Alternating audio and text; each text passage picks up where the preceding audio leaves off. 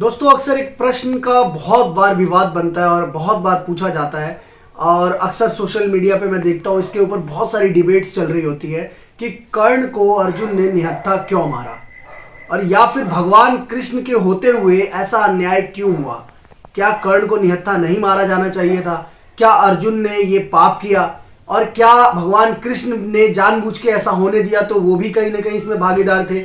जो कर्ण के फैन है वो अक्सर इस सवालों को पूछते रहते हैं हर जगह और उसका कोई लॉजिकल उन्हें आंसर नहीं मिलता, जिसकी वजह से ये डिबेट चलती ही जाती है।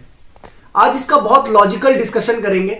अगर हो सकता है आप लोग मेरी बात से एग्री कर जाओगे, जो नहीं करेंगे वो आप अपना बता सकते हैं आपका क्या फीडबैक है, लेकिन मुझे लगता है कि सब एग्री करने चाहिए मेरा जो पॉइंट ऑफ व्यू है उससे।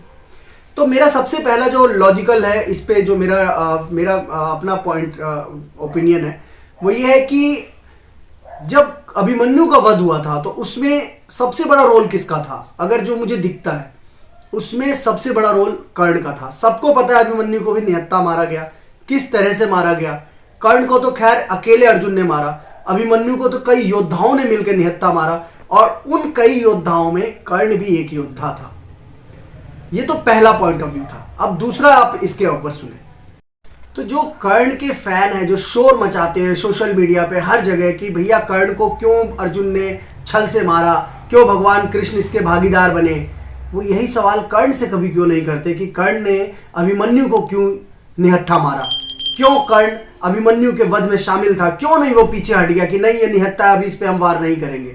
उसके लिए तो आप ये लॉजिक देते हैं कि अभिमन्यु को पीड़ा हो रही थी, दर्द हो रही थी, इसलिए उसे मुक्त करना चाह रहे थे। मगर क्या सेम आप लॉजिक कर्ण की मृत्यु के समय नहीं दे पाते हैं? तो आप एक बात समझिए कि कर्ण को निहत्था मारना कर्ण के ही कर्मों का फल था और जो कि संसार का नियम है कि आप जैसा करोगे वैसा आपके पास लौट के आएगा। सेकंड पॉइंट, ये धर्म था या अधर्म था, उसके लिए रामायण का एक प्राइम एग्जांपल है कि जब भगवान राम ने बाली को मारा, छिप के मारा, सबको पता है बाली को छिप के मारा, लेकिन कभी कोई इस पे डिबेट नहीं करता क्योंकि हम सबको पता है कि भगवान राम मर्यादा पुरुषोत्तम थे और उन्होंने जो किया वो सत्य ही किया है। तो जब उन्होंने बाली को छिप के मारा और वो धर्म था, क्योंकि बाली एक अधर्मी था और अधर्मी को मारने के लिए अगर अधर्म का सहारा लिया जाए तो वो धर्म ही कहलाता है। इसी प्रकार से अगर कर्ण को मारने के लिए अधर्म का भी सहारा लिया गया क्योंकि कर्ण अधर्म की साइड था तो वो भी धर्म ही कहलाएगा। तो दोस्तों मैंने अपना फीडबैक आप लोगों से शेयर किया, विद लॉजिक शेयर किया। अब आप लोग प्लीज बताइए कि आप लोगों को क्या लगता है कि अगर कृष्ण और अर्जुन ने गलत किया कर्ण को निहत्था मार के, अधर्म का तरीका था उनका, तो क्या भगवान राम भी अधर्मी थे? क्या भगवान राम ने भी जो बाली को छिप के मारा वो अधर्म था? या फिर आप मेरी बात से अब एग्री करते हैं कि अधर्म की तरफ जो भी खड़ा हो, चाहे वो कर्ण हो, चाहे वो बाली हो, चाहे फिर वो कोई भी हो, उसको मारने के लिए चाहे वो कोई सा भी तरीका अपनाया जाए उसे धर्म ही माना जाएगा। क्योंकि इंपॉर्टेंट ये नहीं है कि मारा कैसे गया है, इंपॉर्टेंट ये है कि जीत किसकी हो रही है, अधर्म की या धर्म की।